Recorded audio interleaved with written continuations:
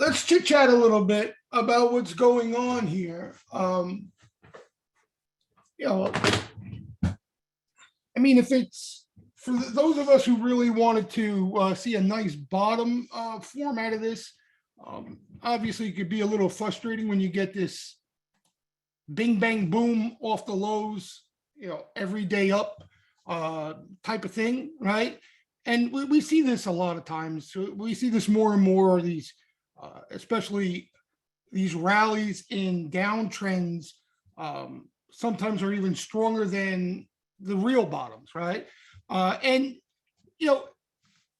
we were talking about this on Sunday, and it's not like I try to duck the question, even though I have no idea, right? But a lot of people like to know if the low is in, and you really, a lot of times, unless you do get that capitulation, or there's something there that you really have conviction, gives you a little bit of an edge to get an idea of whether selling has exhausted itself completely.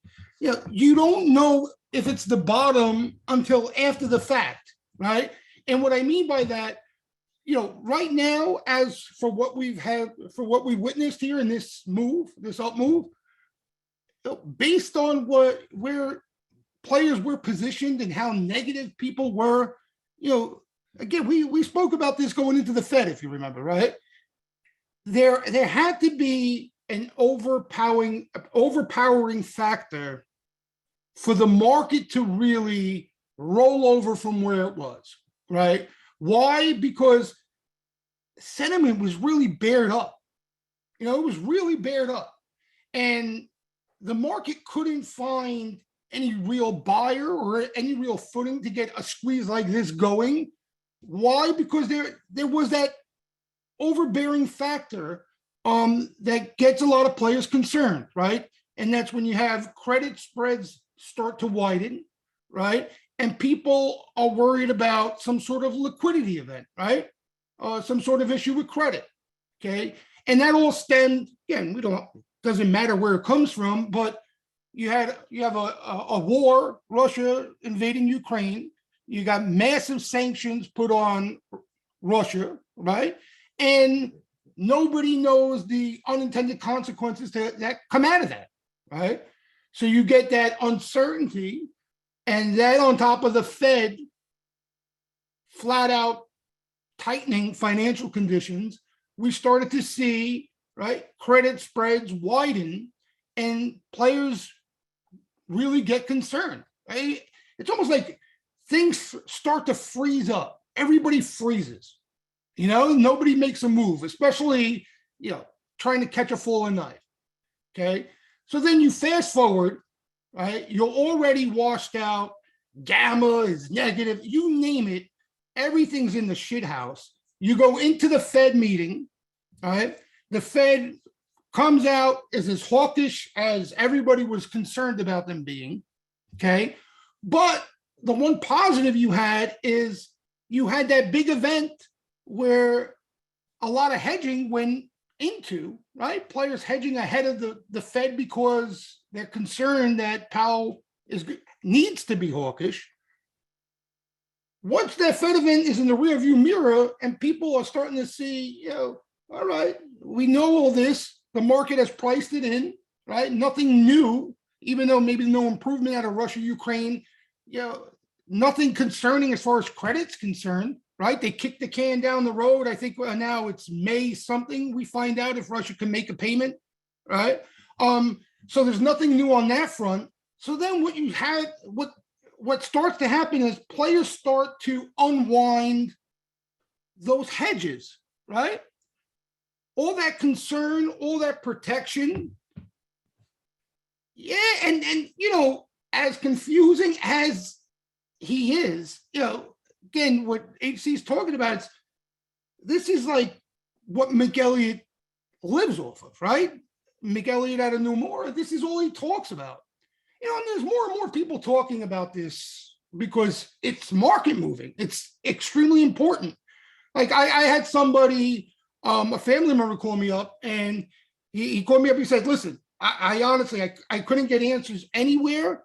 And I figured probably come up with a response that I never heard of. And I said, "What's up?" He's like, Why'd the market slingshot back and rebound like it did? Like, did I miss news or anything? You know what I mean?" And no, you didn't miss news. The reason was, very simply put, that the positioning was extremely lopsided because of all the bearish things we were hearing and seeing every day. Okay. And all it takes is that trigger, right?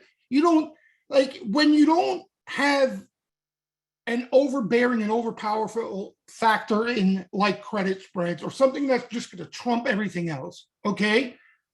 A lot of times, we can front run that signal, right? We use sweeper activity to try to get an idea of maybe where they're positioning for that squeeze. The problem this go around, okay, was trying to anticipate where that buying may come in, because, like we were talking about, it was probably a good 2-week stretch, or maybe a little less than 2 weeks. If credit spreads continue to widen, right, if there was concern about some sort of blow up in the credit markets over this, right, or mishap, obviously the market it's not going to squeeze into that, right? We looked at the chart is pretty obvious. As those credit spreads continue to widen, it weighs on price action. There's no question about that. So that's kind of the issue we had ahead of the Fed with trying to front run that signal. Now, again, we discussed, if you're looking, right, it was worth a roll of the dice, risk reward wise, because if you get the squeeze, considering where positioning was, considering where gamma was, you probably get the reward was probably worth the risk in via options, right? It was worth the risk, but it was a lot trickier than any setup that we've encountered before, because, again, credit was never involved in any of these setups going back to at least the COVID lows, right? So that's what made this one a lot more difficult than we're used to or we're familiar with front running that positioning. Okay, but, and this is something we spoke about over the last few days of this rally. Playing tactically, right? And I know everybody wants to leg into the lows and be early and catch the exact bottom and get that hit. It just feels better a lot of times. Tactically, there was money to be made without even taking that risk, right? Knowing how lopsided positioning was, knowing once we started to physically see that all those hedges being unwound, right? There was money to be made into this squeeze, just getting in the middle of it. Now, granted, you're not going to catch from A to Z the whole entire move. In all likelihood, you probably wouldn't have caught the whole move if you were early anyway. You'd probably be long gone by now. You know what I mean? But it's just a lot of times when we miss an area or something doesn't materialize the way we want it, we freeze up. You know what I mean? Or even worse, we look to play the other side, right? To try to make it back, or to salvage the situation. But there was without a doubt opportunity in this squeeze. Even if you were a bear, just getting in the middle of this squeeze, knowing where positioning was and everything else. Oh yeah, McElliott, whatchamacallit, he was yapping about this setup constantly. He felt pretty good about the setup going into the Fed.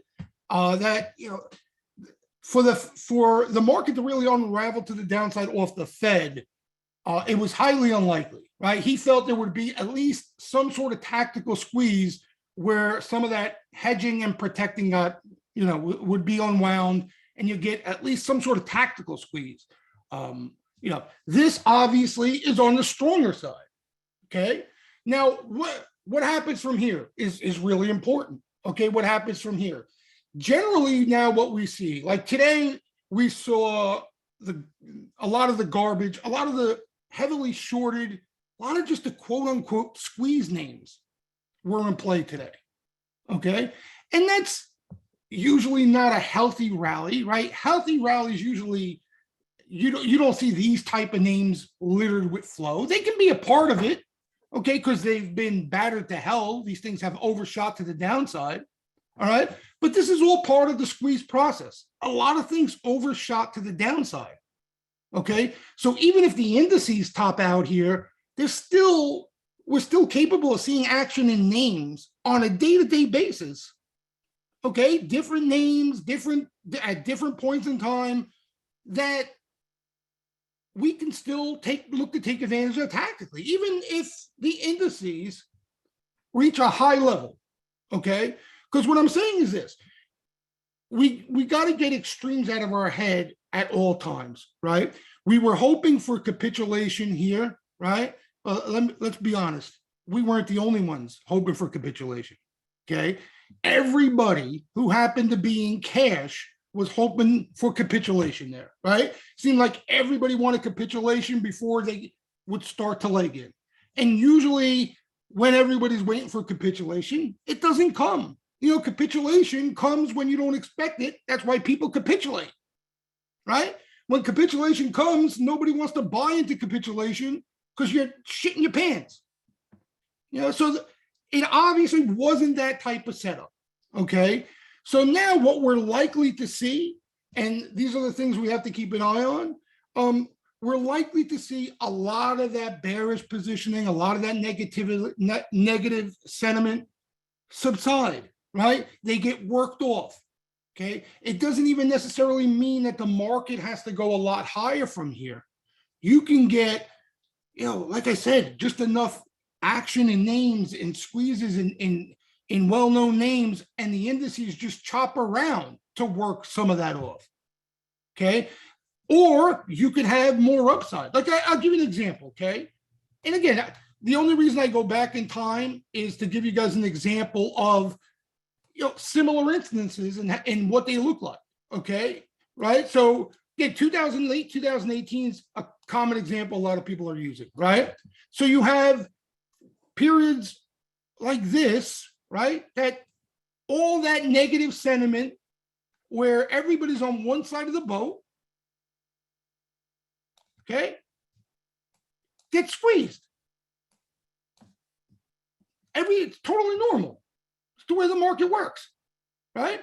And then the final one is that capitulation when nobody wants it, nobody's expecting it, okay? Or there are other instances, like I remember this one here.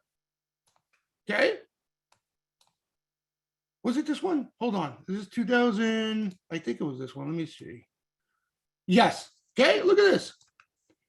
Okay. Again, not exacts. I'm not comparing analogs here. I'm just giving you examples of situations where sentiment was at an extremely bearish and was needed to work itself off before anything else could happen. Right. So you had this, found the bottom, and then people thought that this was going to be a lot less of a bounce than it was. It overshot to the upside.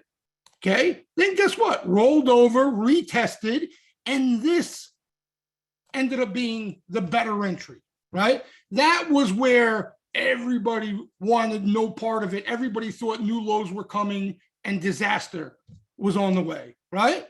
Because this rally failed. So the market works in different ways, but it gets the job done the same, right? The same. So that's what we got to keep an eye on. We keep an eye on exactly what we usually look at, and we see how some of the sentiment unwinds.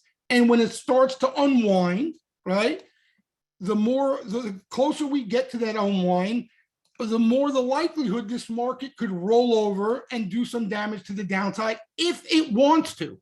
Okay, if it wants to. All right.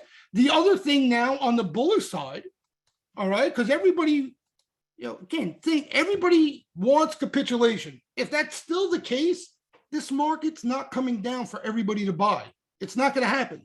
All right. So if you get that non-believer situation where, this rally tops out, comes in, chops around, but players are still all bared up and everybody still wants no part of this market, right? The likelihood is You're not going to get that rollover.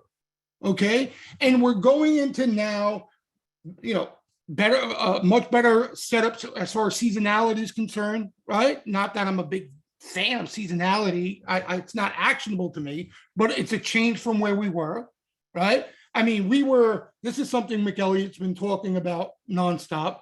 We were in negative gamma mode, right?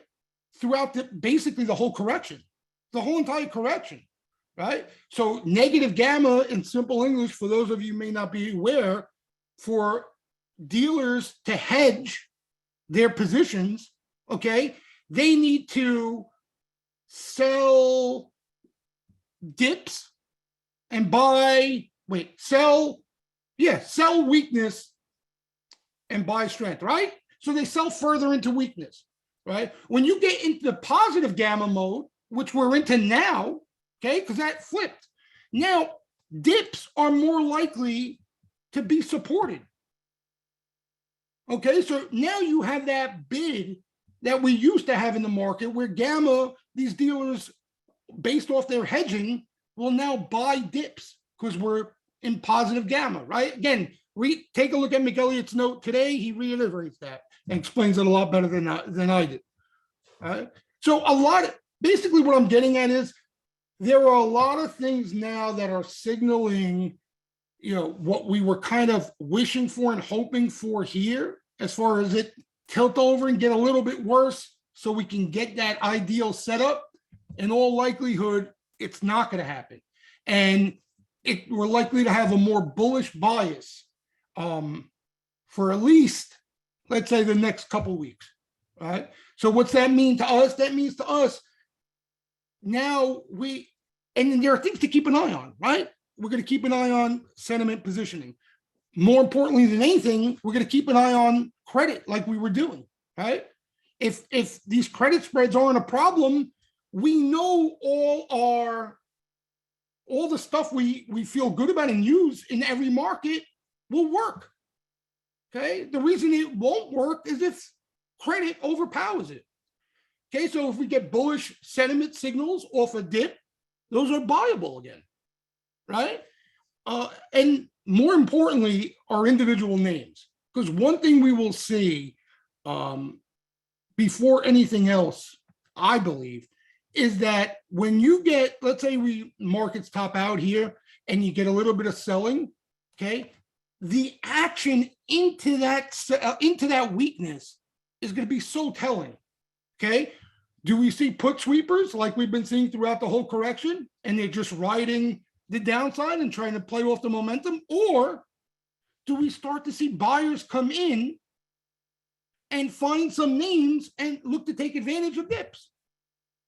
Right? So these are all the things we have to keep an eye on from here. And we will get, they're better clues, better information, right? Instead of, let me make that statement. Are the lows, is this the low or not? That does no good trying to get all hung up on that. That does no good because this may not be the low. We may break this low come the summer, but in the interim, there could be a lot of things opportunities and things to avoid in between. So just getting hung up on, is this the low means nothing. Absolutely nothing. Absolutely nothing. What are they buying on weakness? Do these commodity names still, right? We've been seeing it. Yesterday, they bombed these energy names again, right? They keep finding new energy names, new commodity names. Does that theme stick? Or do we start to see some of these growth names that have overshot to the downside? Do we see some players start to leg into these things? Maybe we see a little bit of both. Very possible.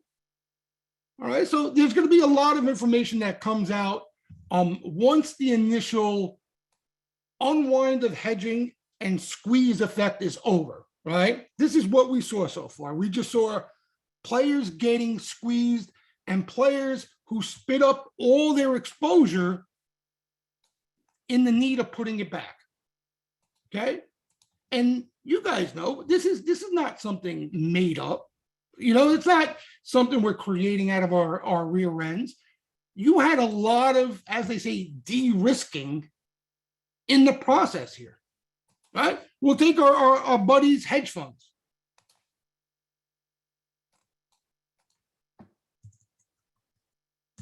All right, so this is why JP Morgan thinks there's going to be a bid under the market.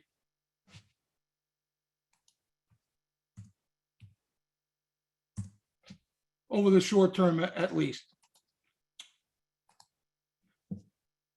All right, so here you go. These guys have been just getting rid of every piece of long exposure they have, right? They were in cyclicals, they were in energy, they were in high growth. They were all over the place. They've spit it out completely, right? From this point here, when they went all in cyclicals at that time, okay, they're gone. They got no exposure left. So now, right, you have a market here. Now, again, if something went bang, if Putin fired a nuclear missile, right, or credit spreads blew out because of the sanctions put on Russia, whatever, some exogenous event happened, 08 like, or some pandemic comes out of the blue, whatever it was, they would have made the right move because they would be able to buy at lower prices. But now, right, now all of a sudden you have a market that put a tactical low in, right? Market that's factored in a lot of the negativity out there. Any little thing that goes right, these guys are left behind, right? So you think like them, that's in the back of their skull, right? At all times. So anytime they get a little dip in a name or names that they had interest in and didn't get a chance to buy it because they didn't make the move, right? Like a lot of us, they're gonna look to add some exposure. And that's likely gonna put a bid in the market, right? At the least off weakness. Now the market starts to run away a bit on them and they need to chase. And then, you got a whole different can of worms here. So it's a big factor now, right? It's more important now that they're at this current positioning the way they were than 2 weeks ago when there was no buyer to be found in the market, right? It looked like they felt like they were making the right move then. Right? Again, put yourself in their shoes, I'm sorry. You manage a hedge fund, okay? And you have no exposure right now. Right? All right, maybe today you're okay with it. It's just a squeeze. I'm okay. We're going to test lows. But the longer that goes on and it doesn't happen, right? And the further you get away from that thesis, that's where these guys start to scramble. As a matter of fact, they started scrambling already, right? According to Goldman Prime, all these updates we get, they already started scrambling to put on some exposure back, put back some exposure on. So, I mean, it's just the way the game works. It's just the way the game works, guys. And there's a lot of this. There's a lot of this. We've looked at it. What we were hoping for, okay, was what we were hoping for was some sort of one of our main signals, right? Via Sharpies or sell climaxes, capitulation signs to give us the go ahead to front run this. Okay, that's what a lot of us were hoping for, because there was no signal out there of when this would squeeze. That was the problem. Okay, there was a buyer strike. So you could buy it, right? You could try to front run it, but you could very easily be early and you don't know how early you are without any trigger, right? Without any indication of potential buying coming in. So that's kind of the problem we faced ahead of this. Here, again, the Goldman clients. Nothing. Okay, so this is the reason. For me, there's no other reason why this market has squeezed, and why it's even been such a strong squeeze. such a strong squeeze. All right, so I wouldn't get hung up on it. I think a lot more and more important information will come out because again, if this rally is for real, okay, let's just say even if the lows are in for until the summer, hypothetically, who the hell knows, right? There's going to be a lot of action in between. It's not like this market is just going to sit here and every name under the hood is not going to do a damn thing until June, right? There's going to be some action in the interim while they wear out some of this bearishness. And then come time June, who knows where we'll be at. But there's going to be a lot of information in between here.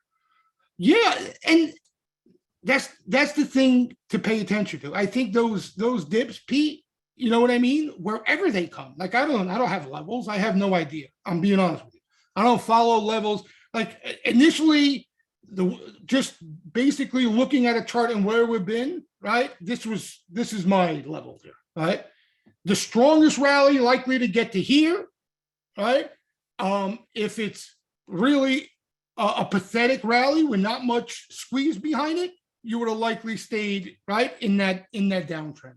That's basically for me as simple as that. There was nothing else because the problem is I don't want to get hung up on levels. I don't even want to get hung up on levels, And I guess it's easier for me to say because I'm not playing the short side, right? If I'm playing levels, I may try to short this and got my ass handed to me. And there's no reason for that. How do I know, whatever level it may be, how do I know when all this hedging gets unwound? The level's going to tell me? I mean, how, you know what I mean? How do I know how short players are going into this? We saw how short they were the Qs, right? They were really short the Qs.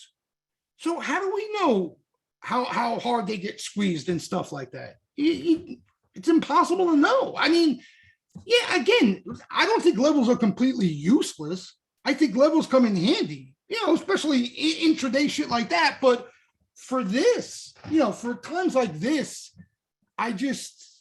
it doesn't make sense to me because I don't know. We're talking about if I believe that this rallies primarily has been just players getting squeezed and their hedges getting unwound, I don't know, what a level would tell me. It has nothing to do with one, has nothing to do with the other. So again, whether it's levels or not, I'm not talking anybody out of levels, but what I'm saying is when you do get that dip, like somebody just mentioned, I think they said they were hoping for a dip to 4,300. Whether we see buying come into it is going to be extremely telling. I'm talking about the flow, okay?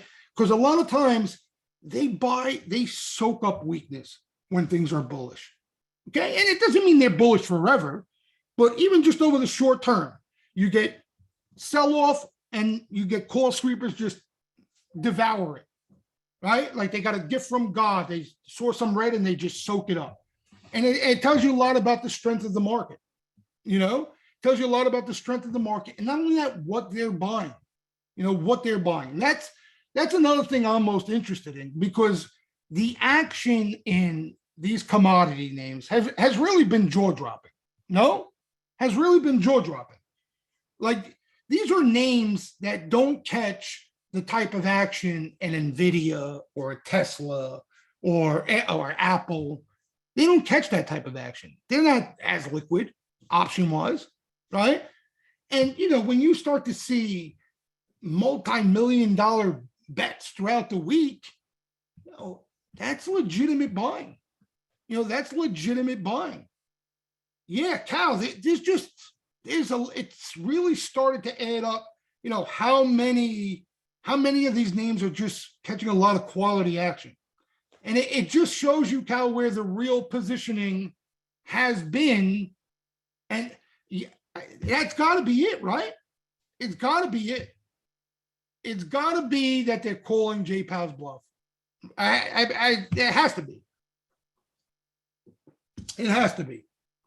Because I'll be honest with you, I thought that once the Fed, once this got into effect, Cal, where rates start to raise rates, the whole process got started, that, they might start to sell these things. And I'm talking about breather wise. I'm not even talking about the end of a run, because these things, like we've been talking about, this could be a regime change in these things, Um, if they call him Power Bluff when they start buying TLT, I don't know. That's a good question. TLT, that would be, oh, well, that would be rates going lower, right? Yeah, so that shouldn't be too much longer. I know rates they got hot recently here, but I can't figure out that rate game. I'm lucky equities drive me nuts. That rate game is, whoo, that can make you nutso rates. Especially, people are expecting this rate move eons ago. And the other thing, now you have rates, you have inverted yield curves. Do you buy the financials? Do you not buy the financials? Now tech is actually a good play, right? If you look, back tested and where we are rate wise, tech is not that awful anymore. You'll lose your mind. You lose your mind. And tech has been acting better, right? That's the reason why. So inverted yield, yeah, supposedly the inverted yield curve sniffs out a recession. That's the old adage. It's had a good track record for that. It's had a good track record for it. But you know what it is too? Yeah, exactly. You run up ahead of it. I think it takes time, right, Marlon? Like 9 months, something like that. But you know why I don't put too much weight on that stuff, Marlon? This every time, right? The environment's different. Like, was there a potential for a nuclear world war at the time? You're right. I mean, there's so many different things going on. Who the hell knows, how that little wrinkle fits into the mix? Yep. So very simple, guys, because again, I don't like to get too technical, especially on the Tuesday flow show here, because I know a lot of people on Twitter and stuff like that. And for those of you who aren't members, the easy way to get a grasp on whether there's buying or not is just sweeper activity, right? The more you see me talk about sweepers, the more impressed I am, the more names that are involved, right? The better the action, and especially into weakness. You understand? When the market squeezes like this, you're going to see some sort, no matter what, more than likely there's going to be some sort of sweeper activity, right? Because players are getting squeezed. They sweep calls, right? We saw that in all the garbage names today. Okay. What do you think? That people found God and they want to buy Clove and Wish? You know what I mean? People are getting squeezed. These stocks are going to zero. I mean, can't go straight to zero. So they're getting squeezed. And what do? If you're short, you don't want to cover the position, you sweep some calls, right? Then the market maker's got to hedge off that call buying by getting long the stock more than likely. And that adds momentum to the upside. It's just, that's the way the game works now. And with machines, it's crazy. No, right, guys? Now with like these moves, you see this move we had here, okay? I'm gonna sound like that old man in the grandpa chair, like Steven likes to call me. But this squeeze that we had here, normally, would probably take a couple weeks. Honestly, it would take a couple weeks. You get a bounce, then you get a little pull, then you get some chop, then you get another bounce, some pull. But now with machines, the way this market's wired, that it doesn't happen. It goes ping, ping, ping. You know what I mean? It's snowball effect. Like, think about everything that goes into it here, right? Think about like down the chain, the line of command, the chain line here, right? You have some buyers that set it off, right? Buyers step in, they buy the lows. Okay, you got some upward pressure on the market, right? Algos sniff that out. They add some buying to the mix. Now algos start to squeeze some shorts, they got to cover, that adds buying to the mix. Then you get players who have hedges all over because of the Fed meeting that they have to unwind. They got to unwind those hedges. That adds more up buying to the mix, right? Then you have gamma flips positive. Now dealers, they add more gamma into the mix. It's unbelievable. It's unbelievable how crazy it works these days. It's nuts. It's nuts. Yeah, and you can't get in the way of these things either. You could get eaten up for breakfast. So exactly what some of you were saying. So now again, we might get a dip and we might get Sharpies by that dip. We might get Sharpies by that dip. So there's going to be a lot of, we got to sit tight. We got to sit tight. But in the meantime, there's money to be made. Like, listen, every one of us plays differently. Okay. Everyone plays this game differently. Like today, I had a pretty good day today. Why? Because I play the equity and a lot of these names, right? These squeeze names, I could play the equity, limit my loss to nothing on these things and get in the middle of some momentum. All right. For those of you who maybe play options, don't like the liquidity or it's not big of a move, that's not really your cup of tea. But you guys might have caught Tesla today, yesterday, or Apple yesterday, today, Nvidia, the run up into the event or flow. There are opportunities out there. You got to pick your spot, look to take advantage of them, and don't get caught up in worrying about that larger trade. I see too much of that. I see too much of that. You know what? Do you guys understand what I'm saying? So in other words, like this is what I mean in simple English. Okay, maybe it doesn't apply to some of you, but you're waiting for an entry here. Okay, you got guns blazing, they're loaded up, you're in cash, you did everything right. Okay, it never came to you. Now you get this squeeze, right? And you're frozen. Okay, now you're frozen, right? You were looking down here. You don't want to start sizing into positions right up here now.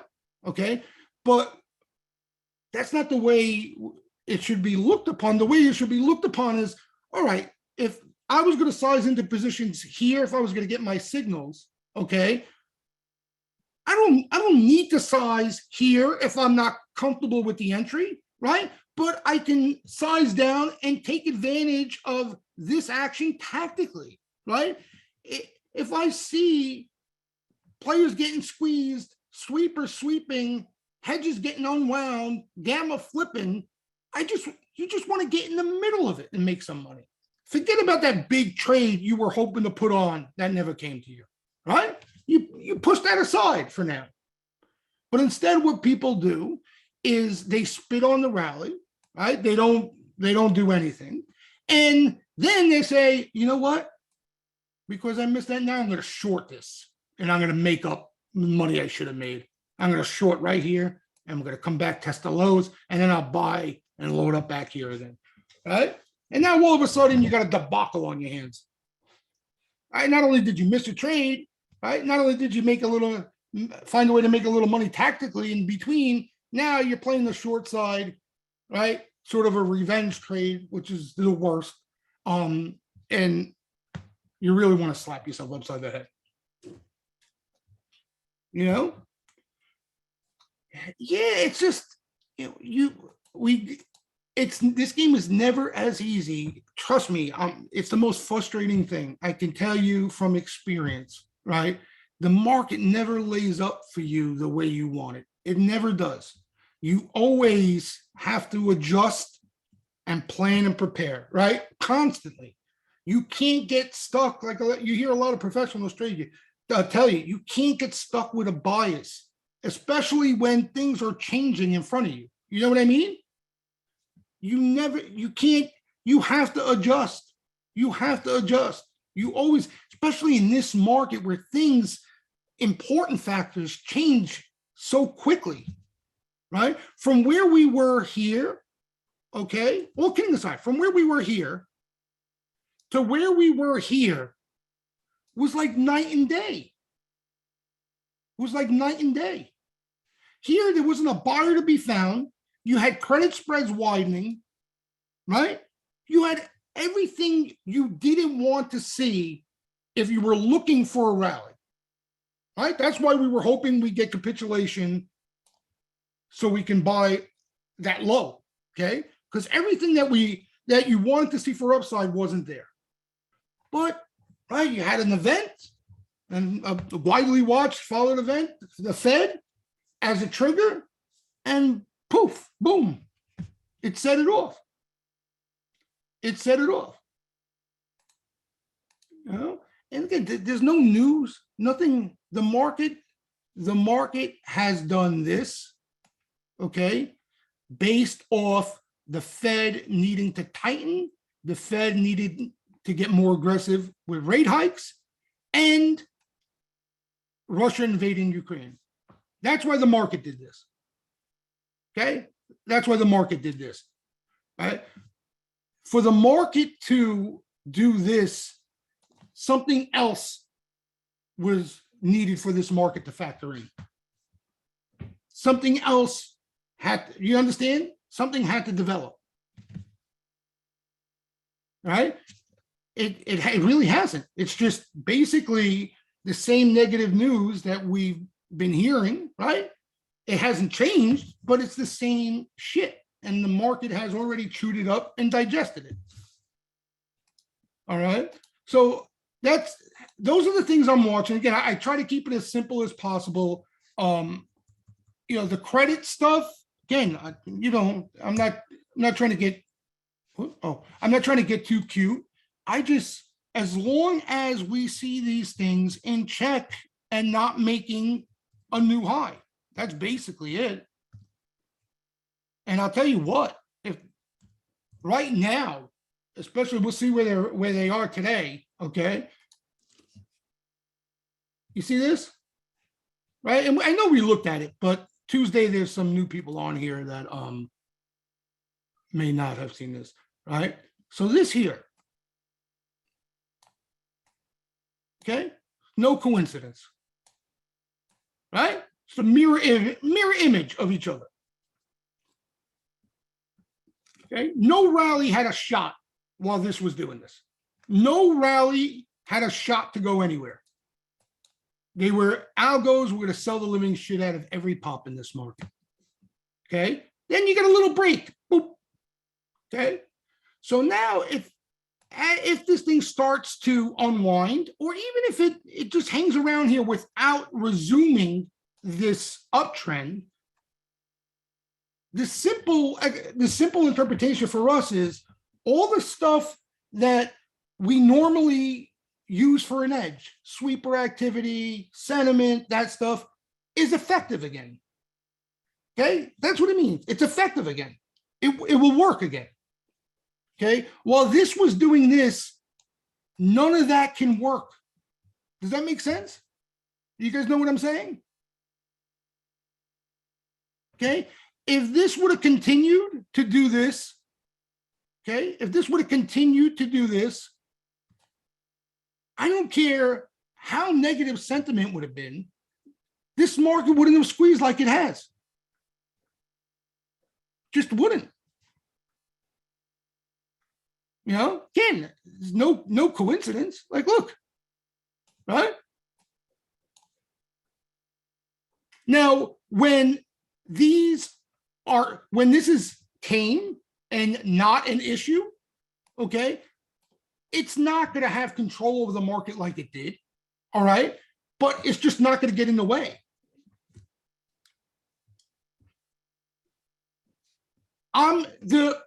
The thing with Sean, the only thing holding me, like, let me ask you a question, okay? Because I get this question a lot. I'll be honest with you. Names, I'm willing to swing names. I really am, especially the names that are beaten to hell, okay? What I'm concerned about swinging names are the type of names that I want to see flow in aren't catching the flow, okay? I'll give you an example, all right? Let's see this, right? I like the flow in this name, CSX, okay? I mean, it's not the ideal spot, especially here, maybe you get a dip here, but it's more of like, is the risk reward of holding multiple positions overnight worth it, right? Maybe swinging CSX is worth it, okay? But swinging 3-4 names, right? Options, for me, it's not worth it in the action we're seeing, right? Or somebody else had a great name, right? Like this is a stud, okay? Deer. But like, where am I joining the party here? Am I buying here and going 3 to 6 months out here now? Like we had an opportunity in this name, and listen, I'm not. I take the blame. I missed the swing opportunity in these names. Because I didn't know how they would react. We had this conversation. You remember, Sean? If the market was under pressure, I was unsure how any of these names would react. I was being honest, because usually when the market goes into correction, right, Sean, most names correct. You get high correlation. So that I was wrong, right? I was wrong. So that's kind of why I didn't swing any of these names that are catching real flow, but there were, multiple opportunities, energy, space, all this stuff. Like, look here, right? All these names, every single one of them, every single one of them. All right. So now from here, let's say this is spilled milk, Sean, right? This is spilled milk. Like for me, all these names I've been playing intraday, right? Especially like early morning when they come in and bomb like a CCJ or a CLF. I try to get in the middle of it, Sean, and just make some money. That's how I'm treating all these names because they've hatched, right? They've hatched. Okay. So what would I be interested to swing now? Even, with me being unsure where the market is, right? Like, for example, this name caught a nice sweep, right? I would love to see a name like this, okay? See some accumulation here, Sean, right? If I see the type of action that Tech or any of the names we mentioned, Devon Energy, any of those names, if I see multiple sweeps starting to accumulate a name like this down here, you know what I mean? I would definitely look to swing with time. But we're not seeing that, right? They're buying the strength, right? They're buying the strength right now. All right. So if that's the case, right? Like for me, it's one or two things. Either I continue to play on the tactical side and wait for either a breather in the commodity names, right? Or real buying into these names. But we're not seeing real buying. Like this was one good order it caught. But if they really want this name, they should be tattooing this. Oh yeah, AVLR. That's another one that's just like it, right? That's just like it. But we're not seeing any real buying in these names. We're seeing players trade. We're just seeing them trade these names. They're just trading these names. So that's what's been holding me back. Just because my style is swing trading, Sean. You know what I mean? I don't swing trade calls short term. I utilize the equity and I trade the equity for those purposes. Like I like to position trade calls, stuff that I can accumulate a decent sized position in and be patient with. That's my style for swing trading. Non-SPX large caps. What do you mean? Like which ones, HC? To be moving a lot up and down or just period up today? Because I know, oh yeah, wow. I didn't see there's a decent bounce on some of these big things. But see, look at this blood. Like this is a disaster, right? And this is not even that bad compared to like a square. Like, look at this. All right. So here's the square trying to make a little U-turn, right? So here's the problem. Okay, here's the problem. And tell me if you guys agree, okay? Because here's the problem for me. Okay. Especially when there's no real flow. How do I know, okay, where to get in here? How do I know? You know what I mean? I never thought Square was going to get this bad, or even PayPal. Take PayPal, right? Take PayPal. Okay. Close your eyes. Exactly. How do I know where to get in? You know, I thought this was a possible bottom. You know, so like I have no clue. I have nothing to, no other edge to base it on. Nothing. Okay. So what happens is you get these squeezes, and then you start to see some flow come in as they're squeezing, right? And it's normal for that to do that. Okay. But you know, by that point, right, you're buying off a rally already. So the smart play, I think somebody just mentioned it, right? What you will see a lot of times is the squeeze will run its course. And when this is the real low, when it does this, you're going to see sweepers pounce. You understand? And that, again, we didn't know initially if this low was legit, but now we got a higher probability that this low is legit because of the buying that's come in. Does that make sense? So that's kind of what I'm looking for in a lot of these names that are squeezing right now, you know, in a lot of these names. Okay. In the meantime, if you see Uzi rapid fire action like Tesla, and you want to get in the middle of that, that's what you should do. You know what I mean? That's what you should do. You get in the middle of it, make some money, and get the hell out. All right. But a lot of times you'll see, you know, the real, by the way, Tesla is one of the few names that has had real buying out of all these names, right? That long-term buying. What were they buying initially? July's? Remember we were talking about it? Today, there was another bomb in it. July 700s, Damien? Is that what they were? And thousands, right? $1,000 calls. Jesus. Yep. Yeah, that's the real buying, Marlon. You know what I mean? Not somebody getting squeezed, not somebody speculating in weeklies. That's somebody who's got equity, and like you said, they want more of it. Yep. Yep. All right. So I don't expect Tesla type action because Tesla catches big action, we know. But you know, like the name you mentioned, AVLR, you know, starts to see real buying come in, it's going to stick out like a sore thumb. That name doesn't catch flow. So, you know, if it's real, I'm convinced when these things are real that they're going to catch legitimate buying. It may not be into the lows. It doesn't always work that way. You know, doesn't always work that way. Yeah, Panda, I love this stock. Okay, I love it. I've loved it. Past tense too. You know, I never got an entry for a swing here because I was concerned about the market. I'm being dead straight with you. I'm being dead straight with you.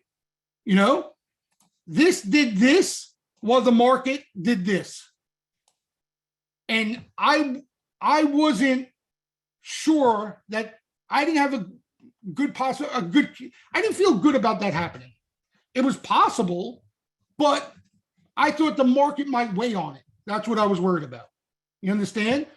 But yeah, so the problem is you're not getting dips in this name, right? That's it. You're not getting dips. You know what's another thing I'm kicking myself about? Steel. Like I wanted to make a play on steel. You know, like kind of people weren't talking about it, right? Even the piece of garbage X started to catch flow. And now, you know, look at this. It's just, it runs away from you. You know, it just ran away. Yeah, X, they don't care. Nobody, that's a buying opportunity right now, Cal. You know, that's a buying opportunity. New core, like that's the stud, right? STLD, we saw action in all these things, my friends, all of them. But again, it's easy to say now, did I know Steel Dynamics was going to do this while the market was going to correct 12% off the highs? Like, think about that for a second. You guys felt, I know Cal could be the only one that I would believe that maybe says, I felt good about that because he has been pounding the table on it. But there, you know, it's that wasn't the easiest thing to see. Maybe they like I was telling Cal, I remember having the conversation with Cal. I see them holding up better. Like I saw them continuing to do this while the market would correct. That was possible, right? Because I figured they'd buy dips.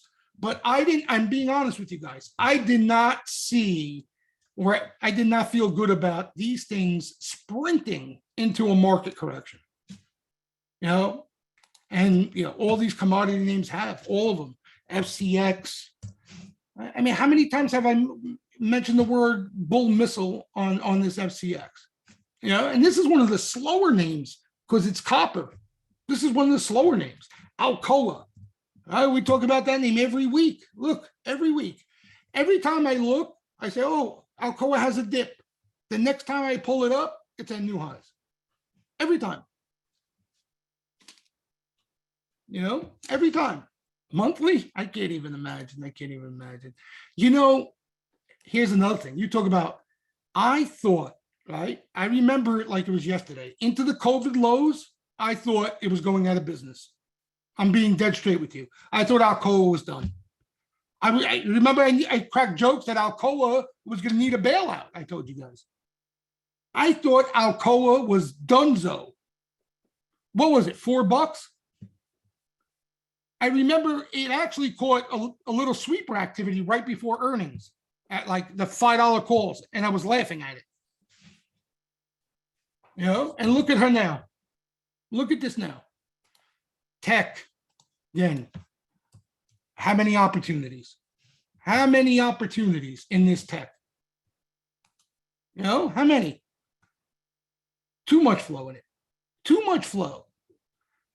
So to answer your question, Sean, that's the problem. These are the names catching the real action. And for me now, I know it sounds corny and it's something I like to say a lot of times, but I need a breather now in these things if I'm going to swing them. You know, for my type of swing, Sean, you know what I mean? But if you see action, you like the spot over a short-term time horizon, and you see some real sweeper activity come in, and you think there's going to be momentum for you to get in the middle of that, that's what you're supposed to do. You know, that's what you're supposed to do. J Powell, yeah, Cal, I honestly thought it was going to happen already. I thought these things would correct while tech and growth would squeeze a bit. But these things have held up and then some, right? I thought there would be some rotation out of them. But again, I was wrong. You know, I was wrong. Look at this, okay? And you want to play the game right, okay? I'm being honest with you, right? We're all degenerates, but you want to play the game right. It doesn't mean you're going to play it, but if you want to play the game right, okay? Like Cal, okay? Many webinars we've had this discussion about these names. He's loved these names for a while. We've been talking about them. He has his thesis, whatever the case, okay? You got to buy these, okay? This, you want to stick with a trend and ride it and make money and milk it when you got conviction like that. You can't just buy whenever, because what's going to happen is you're going to buy one of the highs. There's going to be a legitimate yank, and you're going to bury yourself. And you end up being right on your thesis, and you lost money. Okay? You can't do it. So what you got to do, right? You like the commodity names? See these? This is where you wait. This is where you're waiting. Okay? Here, you're rolling. Here, you're rolling. Right? I'm not saying sell your positions. Buy some more time so you can absorb a dip, take profits, whatever it may be. Okay? But these are the spots you're waiting for and looking to add new entries. Okay? You'll get them. Sometimes, you know, you go through a couple of months where you don't get as many, like energy, you know, got so hot. Before that, there were plenty of entries. All right? But, you know, you want to play the game the right way. You have to do it like that, because at the end, guys, when the music stops, you're going to lose it all. It always happens that way. You're going to lose it all. There's no other ending to that story. You understand? If you're sizing up in these names, okay, like let's say this one, right? This thing's a beauty, okay? If you're sizing up into this, what the if you're sizing up into this the same way you size up over here, right? I mean, come on, you know how that song ends. No, that's the thing. You can't treat those entries the same, right? You can't treat this breakout or this off bullish extreme bearish sentiment and wait the same way you're going to buy the highs here. Okay, because you may be right over the short term, but when the yank comes, right, and eventually there's going to be a yank, especially if you're sticking with a theme, you're dead. Like, look at the growth names, right? Or you know how many retail players were doing it with the growth names? They made all the money going up, and then they get caught at the end, and it's gone. Yes, exactly, Panda. Exactly. And, it's easier said than done, Panda, right? Because when the stocks are down, when they're going down, you don't feel as bullish. You know what I mean? Right. You don't feel as bullish. You're second guessing yourself, right? Oh, maybe this run is over. You understand? But you're still better off. You're still better off because if you bought up here and it came down anyway, you got demolished. You had no shot. You had no shot. So you're still better off. But that's what you got to do. So the reason I bring that up is for me to swing trade calls the way I do, I need to see them set up like that, right? And where you see this, right? Like you see, like look at this, right? We're wondering why this squeeze has been so violent. I mean, look at this. You're talking about really washed out, guys. This squeeze, even as far as it's come, doesn't have to be over. I don't, levels or no levels. I'm just based off this stuff. Just based off this stuff. And I'm not saying it has to get to here, okay? But a lot of times they at least go to neutral to wash out those bears. Right? Look in the past. Look. So that's the problem. That's the problem I face here. The names I want the action in just aren't catching the real action. I mean, maybe you guys, what have you seen any names that we're talking about here outside of commodities? Oh yeah, Stephen, if you believe in the super cycle, you have to buy those dips. You're 100% right. If you're a believer in that regime change we talk about, Stephen, you got a long way to go, my friend. No, you got a long way to go. You got a long way to go. Let's see. Yeah, Para today caught the best action it's seen in a while. And honestly, I think it got lumped in with the riffraff squeeze names, right? Or no? Is that why you had all that action today? I traded this name today. Day traded it. This is the Viacom? Was this Viacom? Yeah, right? Yeah. I like this name too. Yeah, it caught a ton of action today. Like, did you guys see? You guys saw, I'm sure. Did you see the action in these names today? AMC, GameStop. Absurd.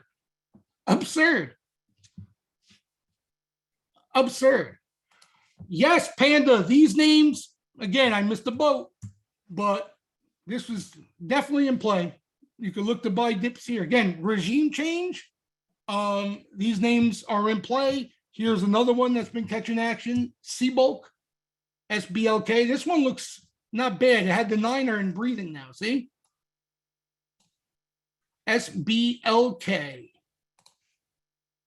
But again, the reason why I don't own any of these, it's not the action. The action was legit. I did not think that they were going to buck the trend like this. You know, so now you got a breather here, right? If you see some sweeper activity, this is not bad here. Or you could even buy without sweeper activity, caught some decent action. You know, what was that container name today? That's such a strong stock. What was that one that we saw today? TRNT. Good call, Lourdes. Oh, no. Is it TR? Wait, TRNT? Something like that. You're right. So, anybody remember TRTN? Close enough, Lourdes. Good job. All right. Yeah, look at this.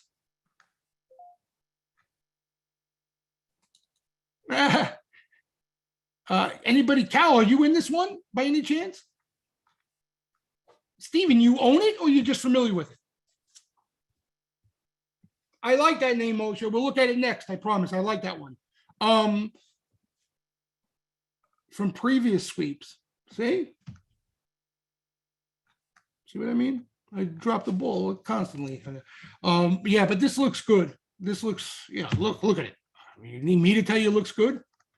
And look at the numbers on these things. You know, they've been ignored for so long. You know, they've been ignored.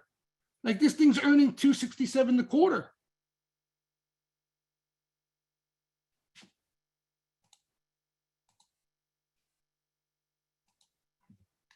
I saw like Nucor. Crazy. What were they trying to, like a 2 multiple, right, Steve? Crazy numbers. Yep. Moshe had a good name here that I day traded today. INMD. Like this is an interesting name. This is an interesting name. So same thing. This interests me, this name. You know, so I'm going to keep an eye on it. Caught some nice action. If there's some accumulation here, I might take a shot on this with some time. This is medical. This is medical. I didn't play Billy. I haven't been playing the Chinese stocks, but tons of action in that. But yeah, Moshe, this is an interesting name. Medical supplies or something. I made money with this name in the past off sweeper activity. I'm trying to think where it was. It might have been before COVID. Israeli? Yeah, I remember this name. Profitable too. Yep, but definitely on my radar. I played it today. Nice action. Yeah, maybe they're getting bought out. What was the hold on a second. Oh, I got it on the top bet list. I didn't. Here, hold on one second. I got to add a couple others to the top bet list, but let's see. It had a nice push today and then faded late morning. Here it is, May 45s, right? So they weren't as, you know, if I'm going to swing it, I probably, that's not bad time-wise though. Probably would want a little more time. So it caught about maybe 4 of these type sweeps, INMD. All right, so definitely worth keeping watch, see if any action comes in. CSX caught more than this. This is just a couple of them. November 37 and a halves. You know, real buying. It's just real buying. What was another one? This one caught an interesting bet. I never heard of this name. HWM. Anybody familiar with that? HWM. Let's look at that a second.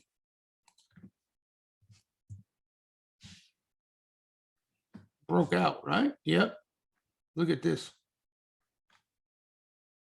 See, guys, this is what I was talking about, like regime change. You see the names that are ending up on this top bet list? Like you get a Tesla, but you get a whole bunch of like names that we normally wouldn't see. This is aerospace and defense.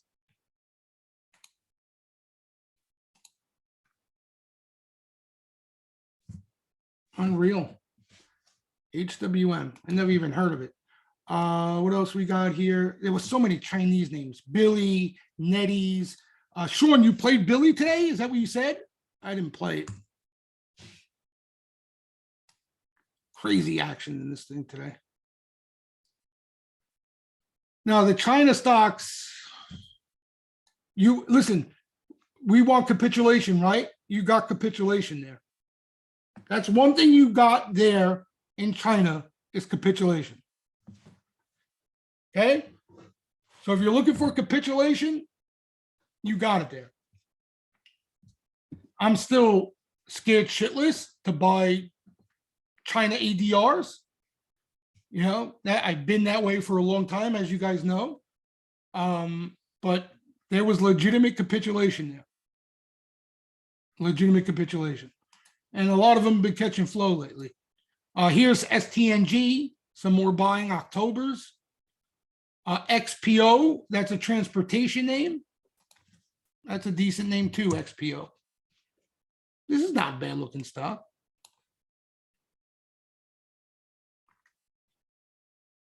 Trucking.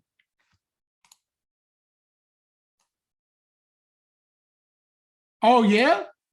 Oh, yeah. I remember him pounding it. I remember him pounding the table on it a few months back. Like, you see this? This is like the commodity energy names, the type of action they've been catching. Just, you know, these are real bets. This is not somebody, you know, looking to just trade off the momentum. There's been just so many of them, especially like with time, SU. So many. So many. This is energy. Like, look at this.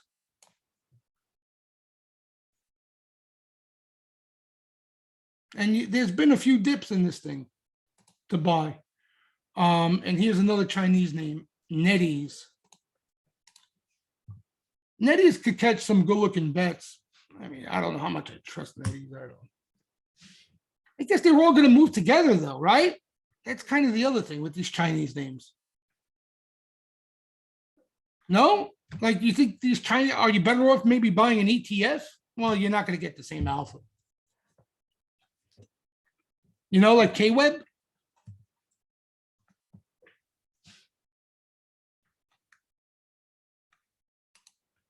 Yeah, these Chinese names. I would wait for the same though. Same thing. I would wait here. I would wait because I think it's the inevitable. There's going to be some news. There's going to be something they're going to sell, and if you see buying into that, that would be your cue. If you're interested in these names, that would be your cue. My opinion. Yeah. Because I think they're going to need time for you to get paid. Like if you want the big ticket in these names, you're probably going to need, you're going to have to endure some stress, aggravation. So I would really like take it easy and be picky and choosy in my entries and spots. I would only buy them off a pullback. I wouldn't buy chase strength, unless you're going to flip them. But I'm talking about position wise. Yeah, this one's a breakout, legitimately.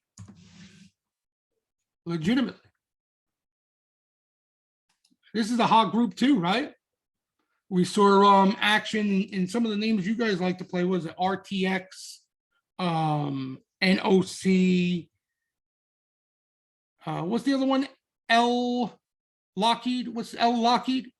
LMT. That's it. Yeah, they all have been hot.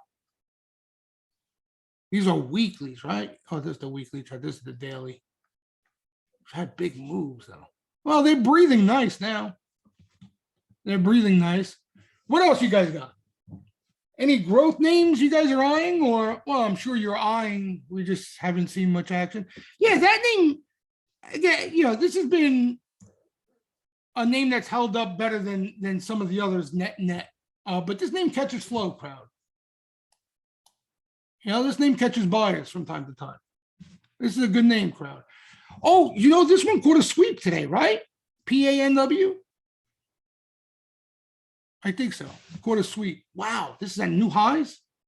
Jesus. Zen. Yes. That's another thing, Sean, I might start playing. Some of these story names that I'm not betting on a sector. I'm hoping or betting that the sweeper has something up his sleeve, and that could apply to like names like the ALVR that you mentioned if it catches action. Because these names are in play. There's a lot of activist money flying around these things. Exactly. Especially after this plan. Especially after this plan. How could, like, that plan, okay, was a legitimate bet, but it's one bet. You know what I mean? Out of a sea of these software names that can't get out of their own way. It like you needed a buyout prior to the rally, but look at the size that came into this shit.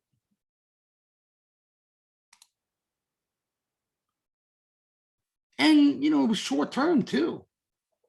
How's this guy get away with this shit? How do you get away with this? Like, I don't understand. Yeah, I know. At the end of the day, how do you get away with this?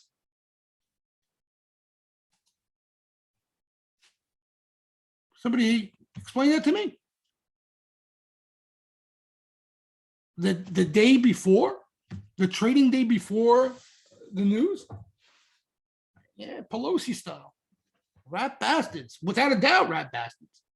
That's the epitome of rat bastards right there. AFRM. This one will catch its flow from time to time, mostly squeeze flow. This thing caught big action when it was in play. Remember the size of the action coming in back here? I can't. What a beating. What a beating this thing caught.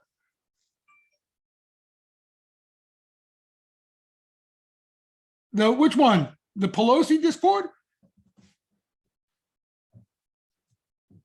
I don't know. I gotta ask around. We gotta grease some people, Steve.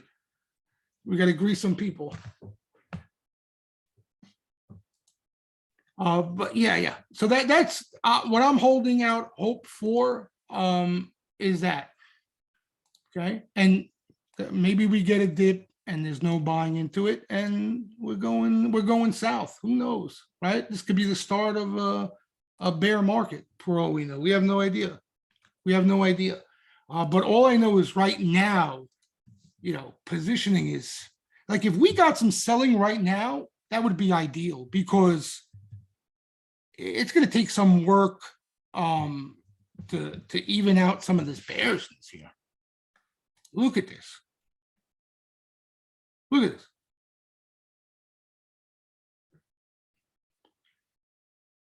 this. That's a great question, Vin, right? Like, what is this market? Bull, bear, or chop? We're in a correction, but you got literally a huge chunk of the market, commodity, energy related, that's in full-fledged bull mode. You know what I mean? That's what we've been talking about on the Sunday webinar. It's not looking like a correction because of that, right? We've seen that, like, I remember seeing that in like 2000, right? When the tech bubble blew up and there was just a prairie dog. There was just a new regime, right? It was just new leaders, new sectors. That's all it was. So you had a full-fledged bear market in tech, but you had as strong as a bull market as you could possibly get in small caps, metals, and everything else. Here's another group that looks interesting, and you guys know I'm no gold bug, okay? I'm no gold bug, but this is another group, right? If you're talking regime change, this is probably going to be a part of it, guys. And the flow has been hinting it, that's for sure. The flow has been hinting it. So you got a little bit of a scoot here, right? Needed to breathe. Now you're getting that breather.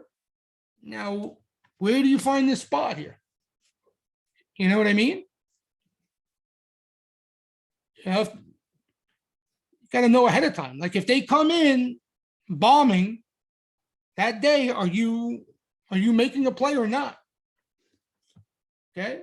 Because again, just like the other things we're looking at, you don't want to do it, right? Because then we're going to be crying the blues. You don't want to do it up here and say, well, what about these things now? This is where, right? This is where you want to start looking.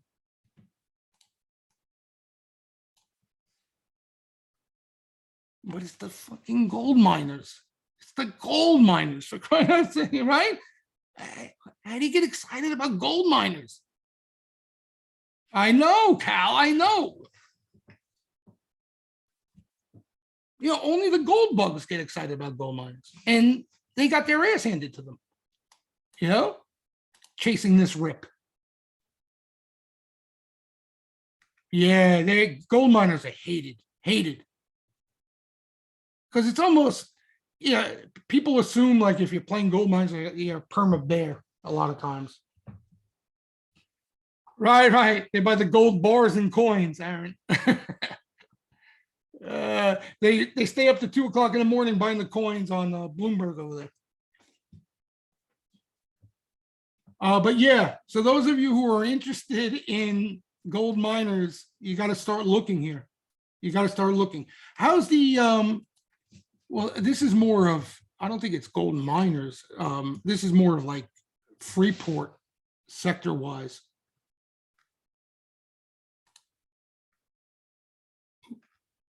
What do you do? Oh, here, this is it. Ah, same shit. Yeah, it's cooled off a little bit. See over here? I think there's the even more up to date one here. So it's cooling off. Cooling off. But yeah, they're on watch. And we got a nice and juicy look if you want to play tactically too. You know, keeping, oh, wrong one. JDXU. Look at that.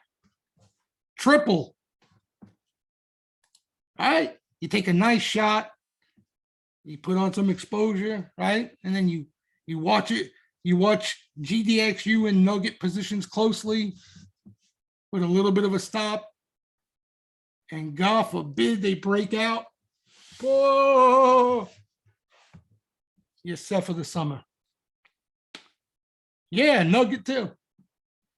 You know, I remember we caught nugget. We had a nice hit in nugget.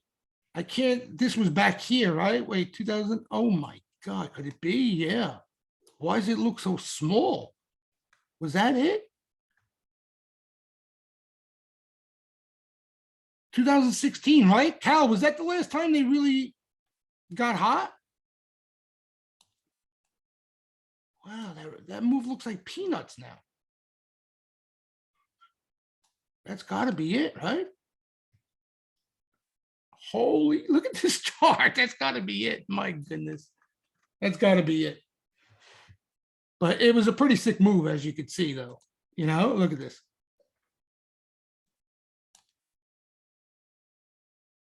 Yeah, I'm surprised because, you know, I remember all the excitement. We were all excited. It looks like a pimple compared to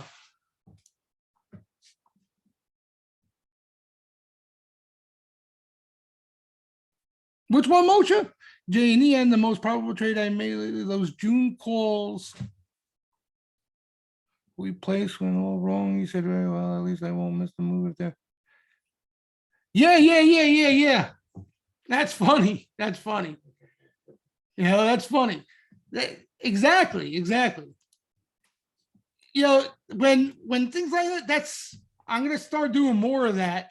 You know, obviously I was hoping to add to it, Moshe, a lot more than I have, you know, but at least you got at least we're in the game. At least we're in the game. But Dougie, listen, I'm just as pissed as any as all of you that I didn't at least add to that here. You know what I mean? Should at least added to that. But I tell you why I didn't. You know why I didn't? For the simple reason, right? That I wasn't looking to trade it. If I was going to add it, I don't want to trade it.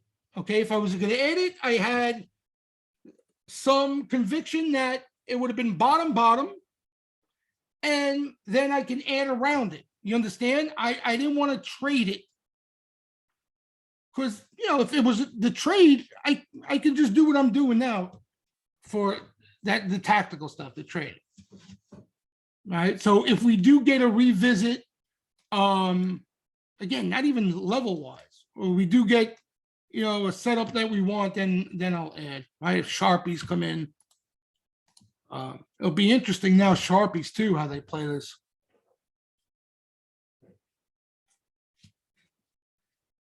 Yeah, I guess, Mark, it generally, yes.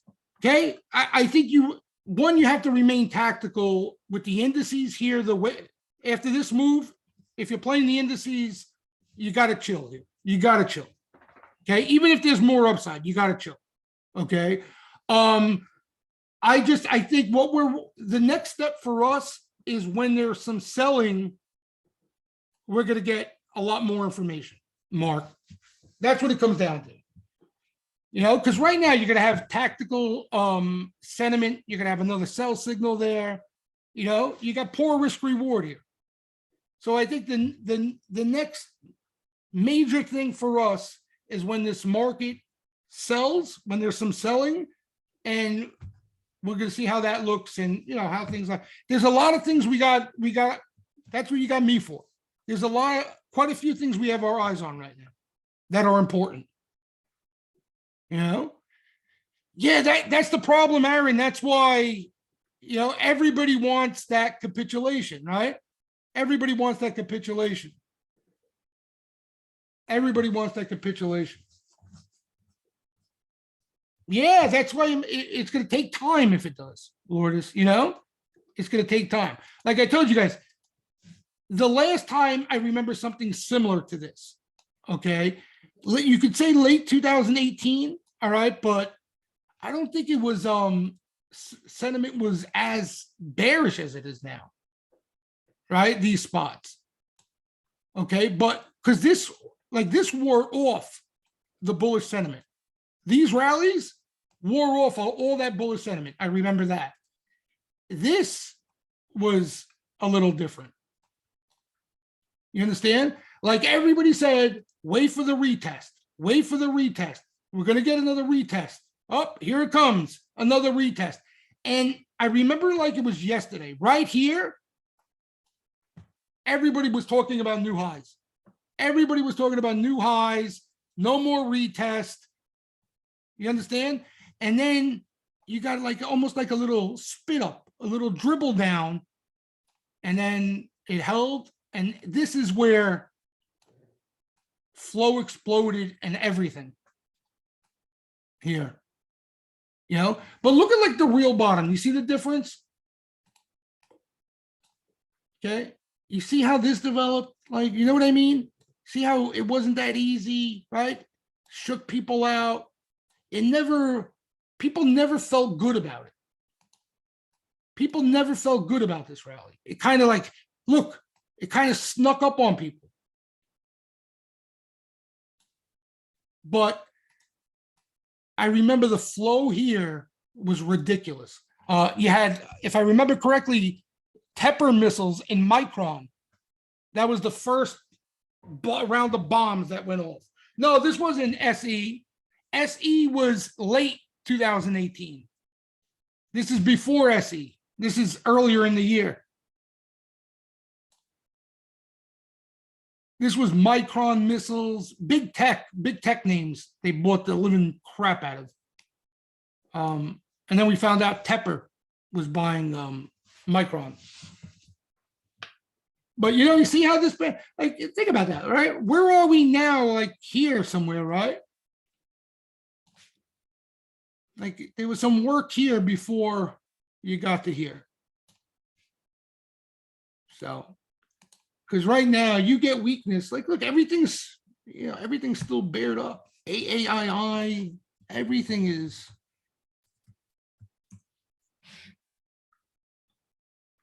Oh, I don't have the other chart on here. But look at AAII. Look at this. Where's the bull bear on that? Yeah, look at this.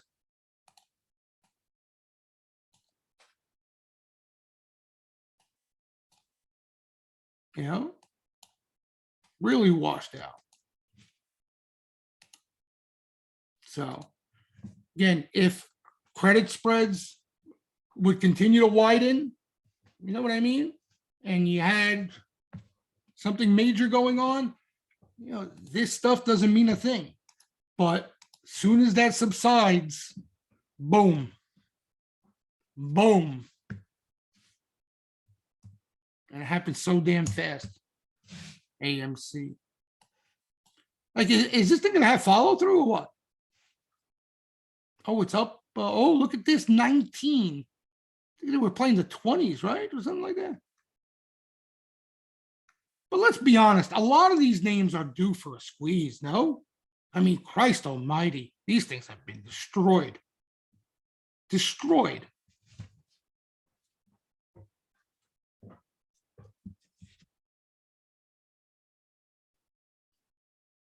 Mark, anything's possible. The problem with it now, right? The problem with it now is you have the Fed who doesn't want that to happen.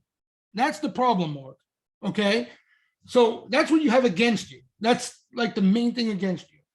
What could happen though is, you know, the Fed loses control and you get this kind of like runaway inflation type theme. Dollar starts to plummet and you get equities push higher.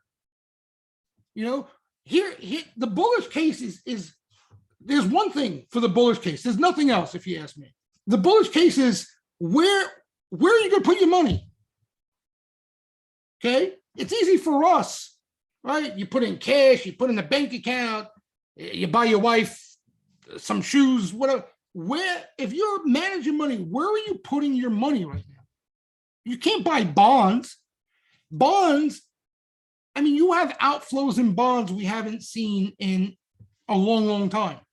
You know what I mean? So now all this money is coming out of bonds. Where's it going to go? Right? That's what Kalanovich was talking about this end of the quarter. You got some big money coming into equities. Right? Remember we were talking about that? Big money. Yeah, the Tina story. But all kidding aside, like where are you going to put it? Right? So what have they been doing? Right? They've been buying commodities and commodity names. Right? They've been buying energy. They're buying gold stocks.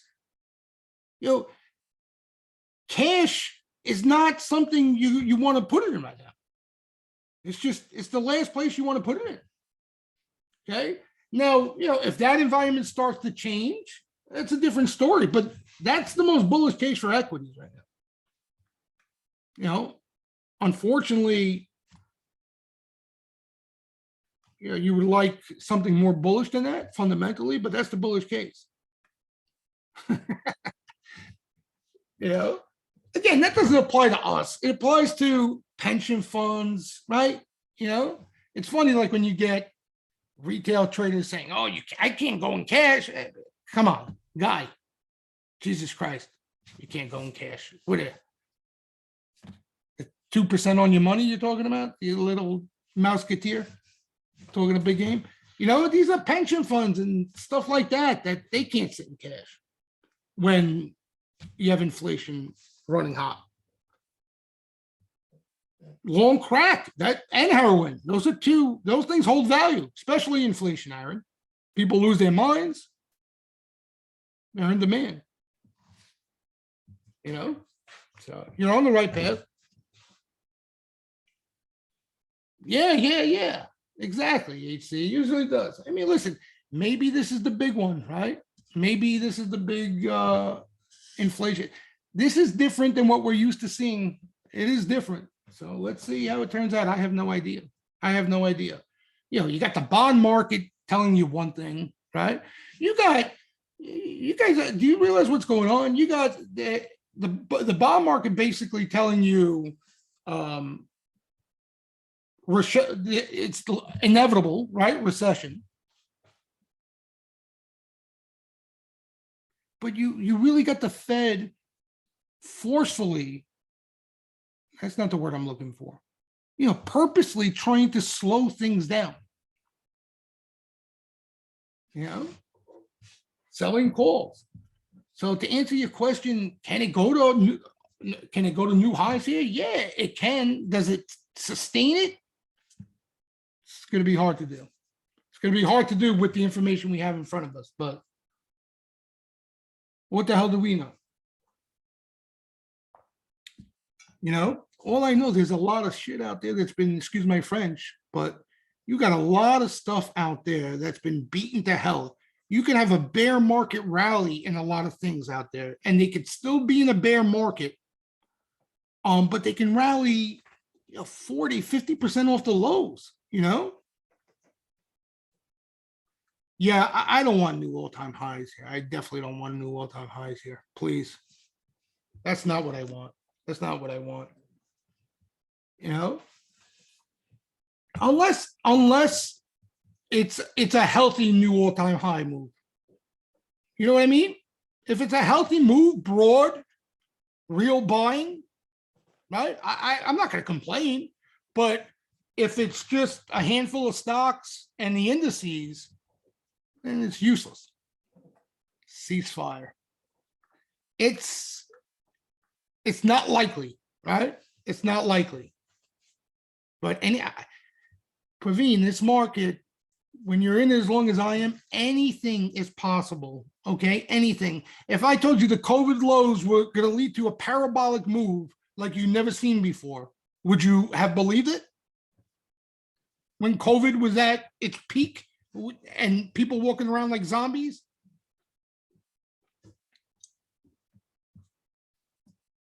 Seriously though, I mean, if that doesn't get you to stay open-minded in this game, I don't know what will. I was to tell you right here, when everybody was in their bunker, locking their houses, wearing 15 masks, and not a vaccine in sight, that you were to get a crazy move that not only a V-shaped recovery, you go to new highs and then some. At that time, it was impossible to believe. So, that's what I'm saying. Anything is possible. Uranium is, these stocks have been getting lit up. CCJ, this one, Cal, they've been buying the daylights out of this. Yeah, even the spec names they're buying. UUU. What was the other? CCJ, UEC, is it UEC? Yeah, UEC. And yeah, that's the lotto play, DNN. But yeah, all the real buying is in CCJ. Lentils, yeah, he cracks me up, I'd say. He cracks me up. What's another? CLF, what is this? Is this steel, Cal? This catches a lot of action too. CLF, iron ore.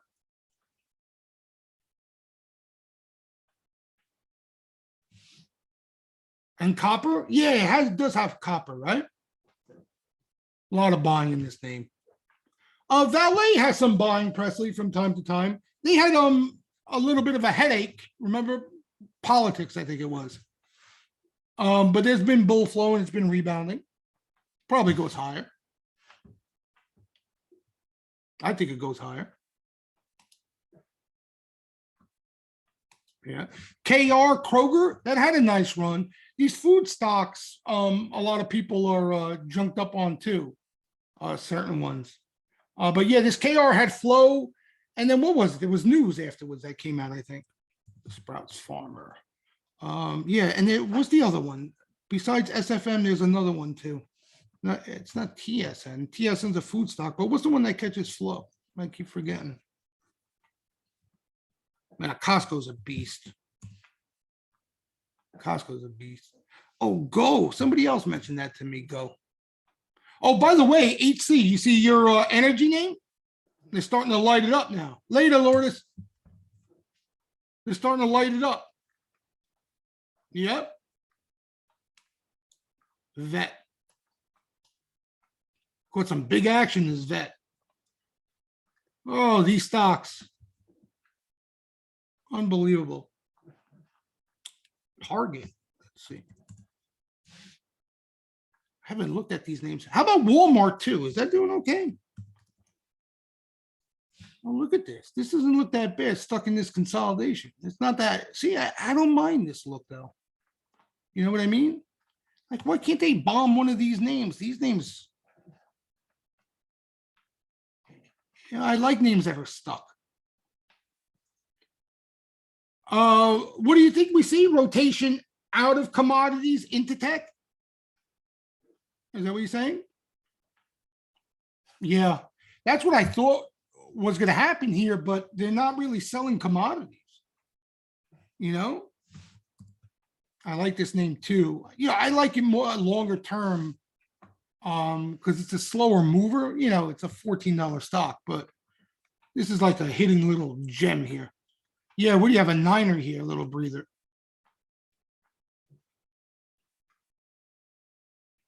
You know, I kind of like it. Again, it's a timing thing. I kind of like it for it to bust out of. Ooh, what happened to my pen? Bust out of here, you know?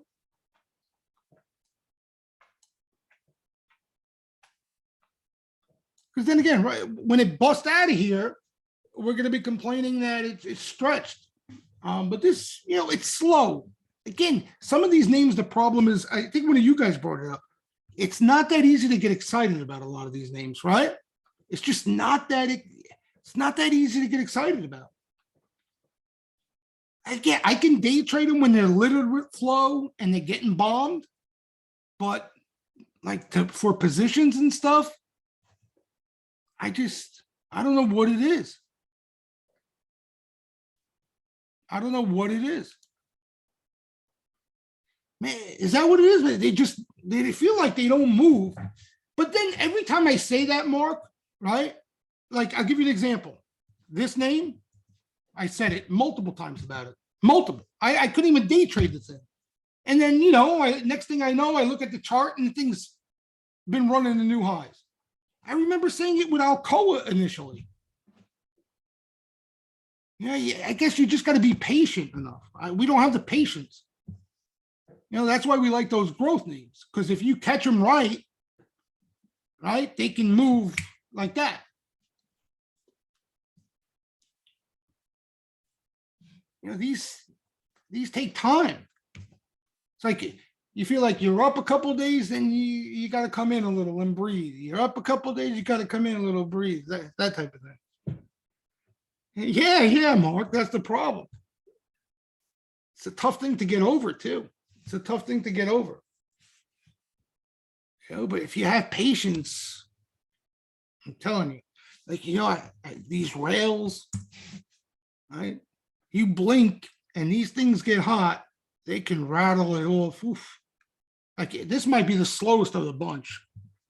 UNP, NSC. Like, if you could be patient with these things and you catch a nice rally, you can get paid in them. Yep. So that's the story. But anyway, we'll see what happens here. You know, I know, listen, I get just as frustrated for swing trading. You know, I want to buy shit too. You know, I want to buy shit too. Long lentils. But for now, let's see. Once they sell this market, we're gonna see the true colors of the flow. We're gonna see true colors. You know, it's not gonna be squeeze players anymore. It's gonna be real buyers. And in the meantime, just keep an eye on the action on names you like, right? Even if you don't like them right away, or even if the action is not convincing right away, you know, it could be in a couple of days from now when they come back. So you keep an eye on that. You know, those are always the best plays, the accumulation plays. Maybe we'll start seeing more of it in other stuff outside of commodities. So let's see. All right, guys, as always a pleasure talking shop. with the crew. Yep. Enjoy the night. I'll see most of you mañana. Good luck the rest of the way. Be good, guys.